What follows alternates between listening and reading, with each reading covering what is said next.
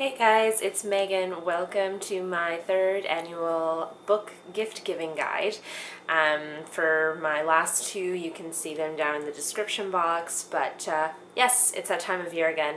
Note the light bulb, earrings, and the decor I've got here. I wanted to have a book tree, right here, all nice and pretty when I did this, but I wanted to get this up in plenty of time before Christmas, and life is just too chaotic at the moment with final exams, final assignments, and work to do the book tree. But that'll be one of the first things I do as soon as my final exam is done. So I tried to get a fairly full spectrum of book recs for this year. Some of them I don't have because I either read them once or gave them away. And there's a couple that are on my wish list currently that I don't have yet, but I'm going to recommend anyway because I've seen them in person.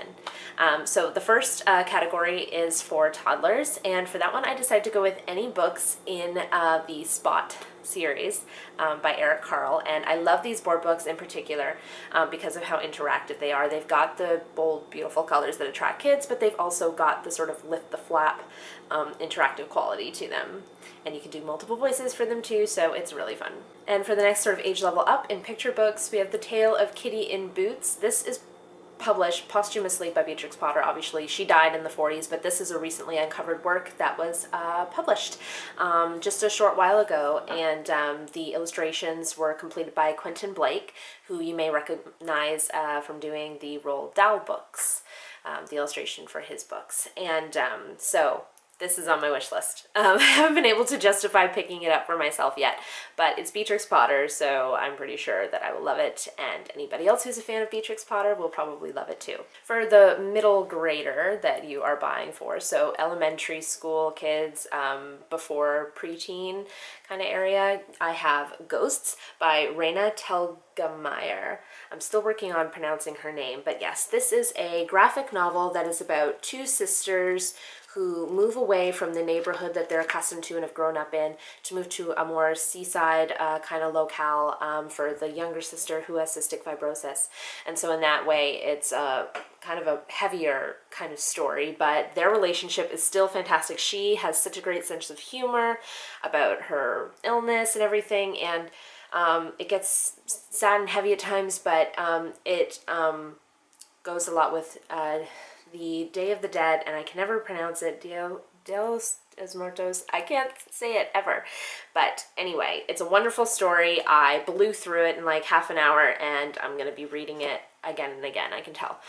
But anyway, this is awesome for the middle grade kid in your life. Moving up to YA contemporary, we have The Sun is Also a Star by Nicola Yoon. I recently finished this myself, and I read Everything by Nicola Yoon and loved it so much. So this is her second book, and it is about a girl who's Jamaican and her family is about to be deported, and her meeting this boy Daniel, who is South Korean, and he is on his way to an interview for Yale.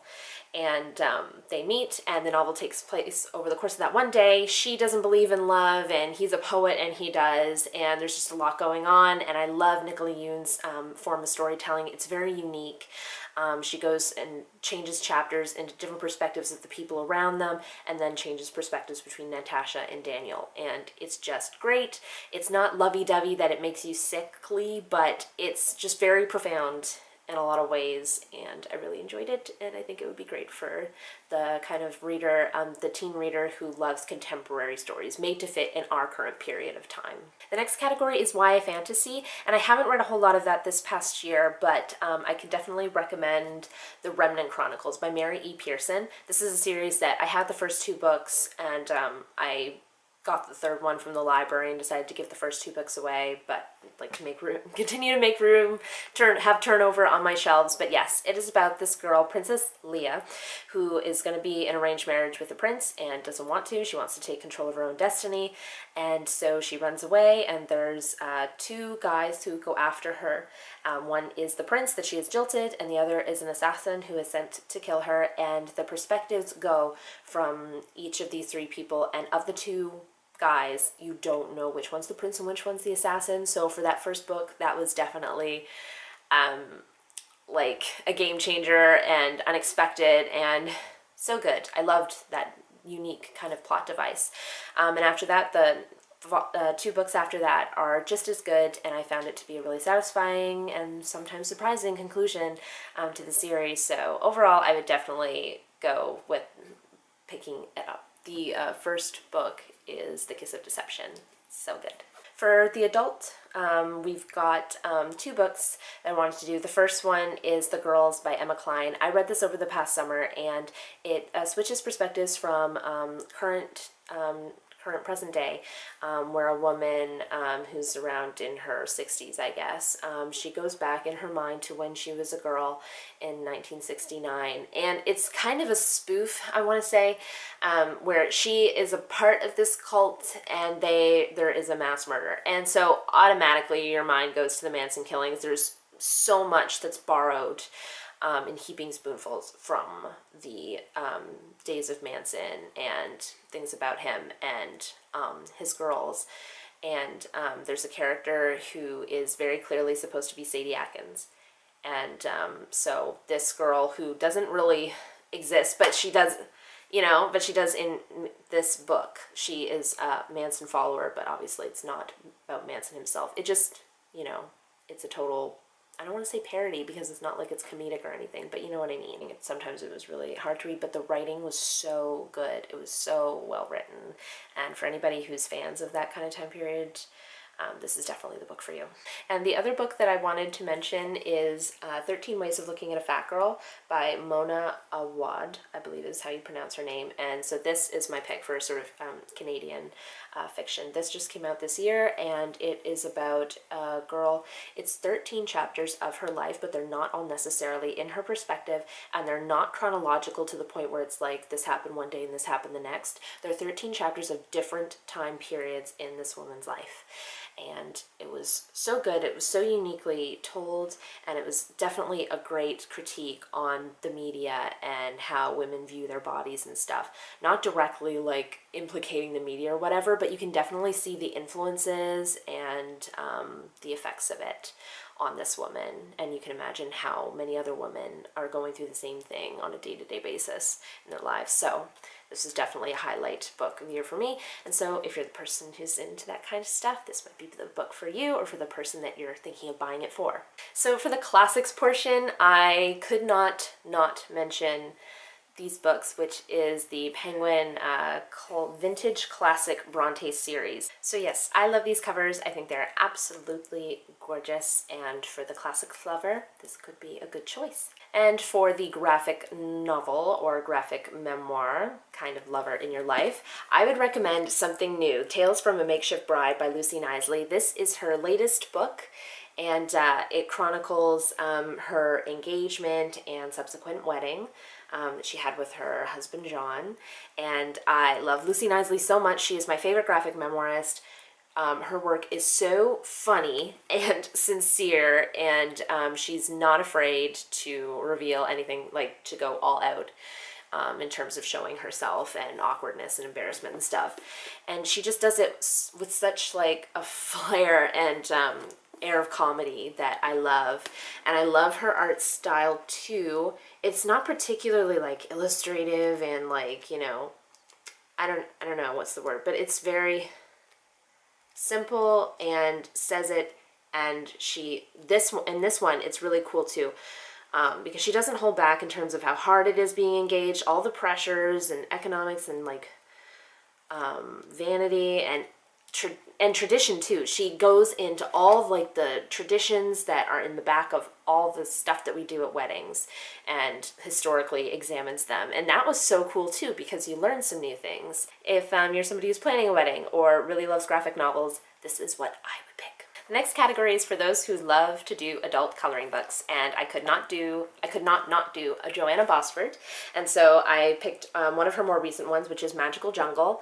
Love this cover with the gold foiling, and what I love about her work, besides how intricate it is the fact that she does like treasure hunts kind of thing. She does like look and finds, so she'll give you a list of objects and how many of them that there are throughout the book, and you get to try and find them, which is just an additional little bit of fun that you get to do. And for the artist in your life, in terms of like a tutorial kind of book, I have Freehand Sketching Tips and Tricks Drawn from Art, edited by Helen Birch. And it's just a compilation of all of these artists, different artists who use different techniques in their work, and it shows you how they do them, and it shows like a visual example of them being executed. And I loved it. I just read like a few new profiles a day, and by the end of it I was just so excited about the possibilities of what I could instill in my artwork. And so I would recommend this. And it's so little, so it's compact, it's pocket edition, you can just carry it around with you. Next category is for the movie lover, and for this one I had to pick another one that is technically on my wish list at the moment, and it is Turner Classic Movies The Essentials, 52 must-see movies and why they matter. I've seen this in person at Chapters and flipped through it. It is great. What I love about Turner's Classic movie books is that they are so beautifully done with their photos that they include and the kinds of details that they choose to include. They've got like dossier type information about each film and why it matters, and it's really cool.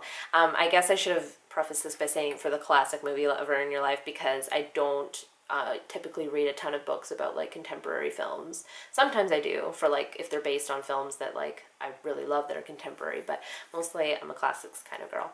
So yeah, this could be a possibility for you. For the feminist in your life, I had to pick Feminist Fight Club, an office survival manual, in brackets, for a sexist workplace, by Jessica Bennett. This is hilarious.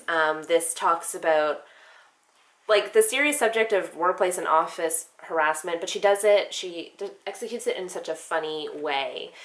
And I think it includes a lot of practical information on how to handle situations professionally but firmly, and it's just really fascinating. There's a lot of background information in here too. I decided this year I wanted to include a sort of randoms category, whereby it's nonfiction, but it's for the person who really likes in taking random facts and random information. And in the case of this one, it's also for people who have a penchant for like learning new things in history of interesting and different objects. And I went with The Perfection of the Paperclip, Curious Tales of Invention, Accidental Genius, and Stationary Obsession by James Ward. This one I picked up in the beginning because of the gorgeous end papers, and for the fact of what it talks about. And it's literally a history of office supplies and stationery paraphernalia. And I know that's a weird thing to be interested in, but there are people who are fascinated by that kind of thing. Like even like here, Scotch tape.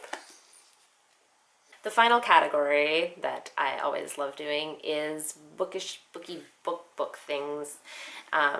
Not things, that would be a separate video, but for books about books for book lovers, I always recommend The Bookshop Book by Jen Campbell, and this is a wonderful little history, slash like comprehensive and contemporary guide to bookstores around the world. There's over 300 talked about in here from 6 out of 7 continents, and they come from the humblest of spaces to like boats, to stalls, and then up to like some of the more famous bookshops that like the Strand or Shakespeare and Co.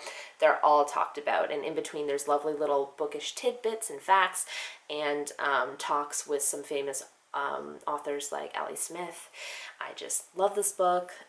It's definitely a guide for taking, like when you travel across the world and you want to know what bookshops are in the area, this is the guide you would take with you. And the other book that I wanted to talk about in that category that was new to me is Classic Penguin, cover to cover, with an introduction by Paul Buckley, and it's edited by him too.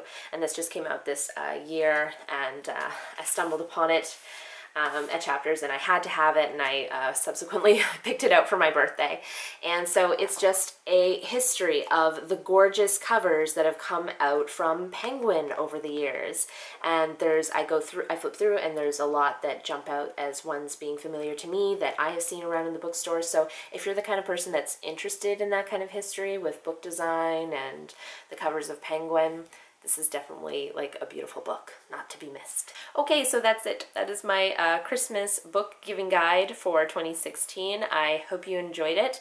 Let me know in the comments below if there's like a particular recommendation that you would like me to do, like based around somebody's tastes or something, like tailored to them. I could try to help. I don't promise to, like, you know everything for everybody, but I would do my best. So yeah, comment if you're interested. In the meantime, thank you so much for watching this video. I hope you enjoyed it. I hope you're having a great week, and I shall see you soon with another video. Bye, everyone.